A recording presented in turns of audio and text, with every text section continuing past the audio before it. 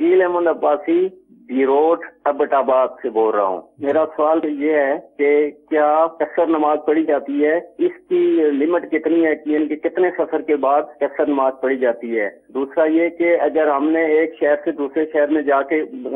Business करना होता है, वहाँ हफ्ता रहना होता है, उसके बाद वापस अपने घर जाना होता है, तो क्या उधर जिधर रहते हैं उधर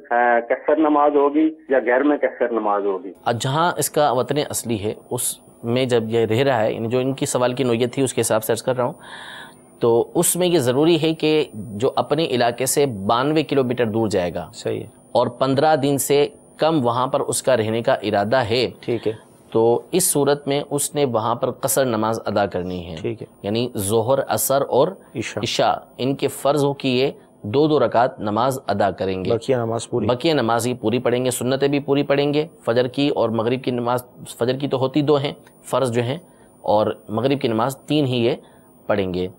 तो अगर ये 15 दिन से कम दिन के लिए वहाँ पर गए हैं और 92 किलोमीटर दूर गए हैं, तो इस सूरत में इन्होंने कसर करनी है, और 92 किलोमीटर से कम है या 15 दिन या उससे ज़्यादा रहने के लिए वहाँ पर गए हैं, तो इस सूरत में इन्होंने पूरी नमाज़ें ये अदा करनी है। ये हफ्ते भर के लिए जाते हैं, तो अगर ये अपने शहर से 92 किलोमीटर दूर जाते हैं, हफ्ते के लिए गए हैं, तो इस सूरत में इन्होंने जिस जगह कारोबार के लिए गए हैं उस जगह पर ये कसर नमाज अदा करेंगे, क्योंकि ये इनका अपना असली घर है दूसरे शहर के अंदर। तो जब अपने घर आएंगे तो यहाँ पर ये पूरी नमाजें अदा करेंगे। मुझे अपनी और सारी दुनिया के लोगों की इस्लाह की कोशिश करनी है इंशाअल्लाह।